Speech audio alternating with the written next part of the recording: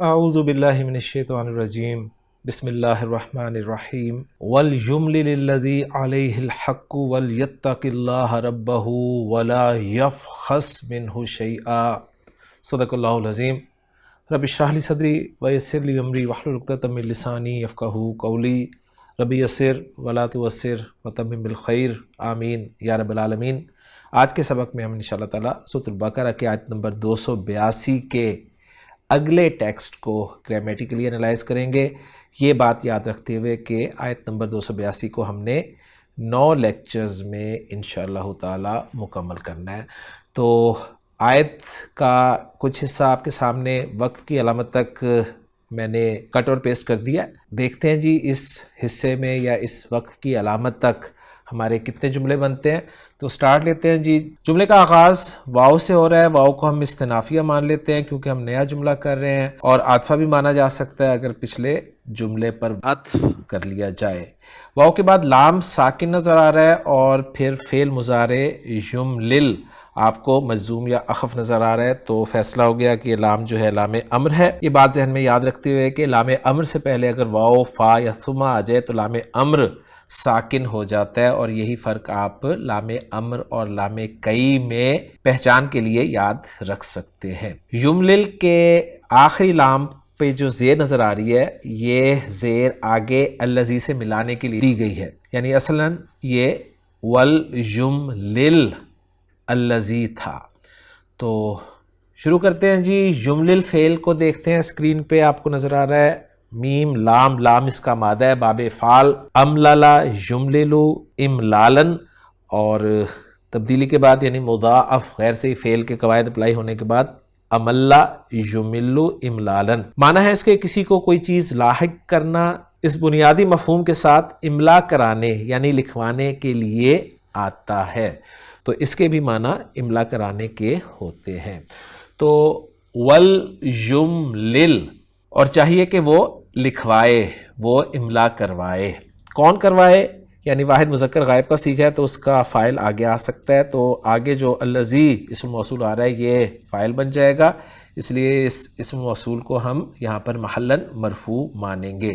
الذی اسم موصول آپ کا فاعل بن گیا محلاً مرفوع، اور اکیلا تو آتا نہیں ہے، بات آپ جانتے ہیں، اسم موصول اس کے ساتھ صلۃ الموصول ہوتا ہے، تو صلۃ الموصول جو ہے وہ آ رہا ہے علیہ الحق، یہاں تک جو ہے ہم رکھ لیتے ہیں جی اپنے پہلے جملے کو۔ علیہ الحق کو اگر دیکھیں تو فعل کوئی نہیں ہے، لہٰذا علیہ جار مجرور خبر مقدم بن جائے گا، جس کا پھر مبتدا مؤخر جو ہے وہ الحق مرفوع آپ دیکھ رہے ہیں۔ یوں مبتدا مؤخر اپنی خبر مقدم کے ساتھ مل کر جملہ اسمیہ ہو کر یہ صلۃ الموصول بن جائے گا الذی اسم الموصول کے لیے، اور الذی اسم الموصول اپنے صلۃ الموصول سے مل کر یہ فاعل بن جائے گا یملل فعل کے لیے، اور یملل فعل اپنے فاعل سے مل کر جملہ عاطفہ یا جملہ مستانفہ ہو جائے گا، اور ترجمہ اگر ہم کرنا چاہیں یہاں تک تو کچھ یوں ہوگا، اور لکھوائے وہ شخص جس کے ذمے حق ہے،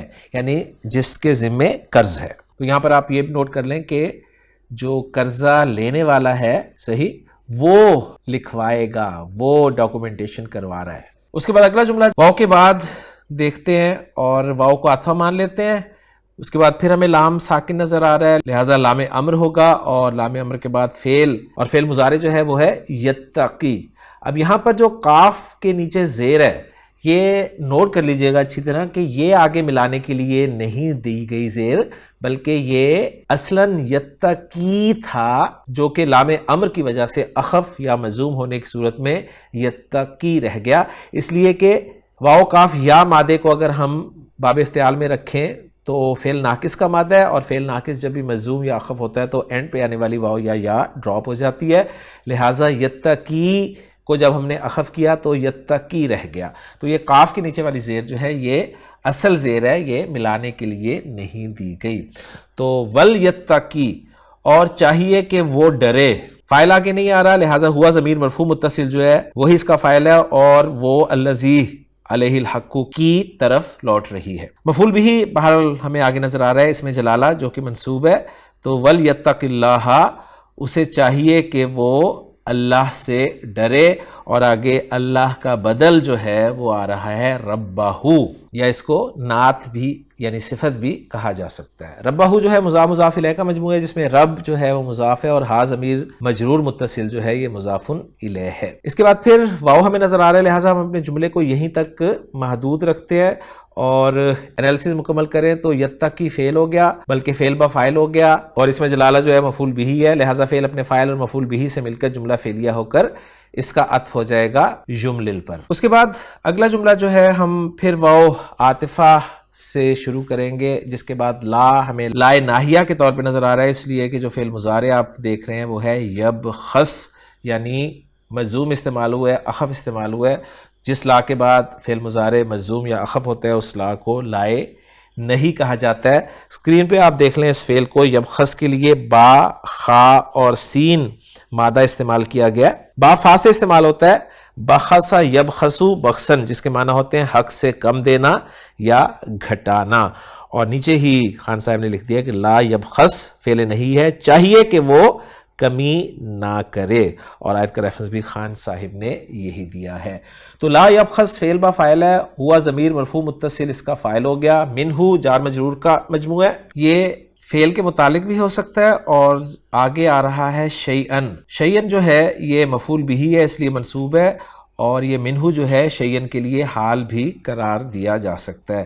حقیقتاً یہ منہو شیئن کے بعد آتا تو صفت قرار دیا جاتا، لیکن جب اس کو مقدم کر دیا گیا لہٰذا اس کو اب حال قرار دیا جائے گا، اور جملہ ہمارا مکمل اس طرح ہوگا کہ لا یبخس فعل اپنے فاعل اور اپنے مفعول بہ سے مل کر اگر شیئن کے لیے منہو کو حال بنائے، ورنہ اپنے متعلق منہو سے مل کر جملہ فعلیہ ہو کر عطف ہو جائے گا پچھلے جملے پر۔ اور ترجمہ ہم کریں گے اور نہ وہ کمی کرے، یعنی اسے کمی نہیں کرنی چاہیے اس میں سے کسی چیز کی۔ تو الحمدللہ جی ایک جملہ ہمارا سورۃ البقرہ کی طویل ترین آیت نمبر 282 کا مکمل ہو گیا۔ انشاءاللہ تعالی اگلے لیکچر میں اگلے جملے کے ساتھ آپ سے ملاقات ہوگی۔ سبحانک اللہم و بحمدک، اشہد ان لا الہ الا انت، استغفرک و اتوب الیک۔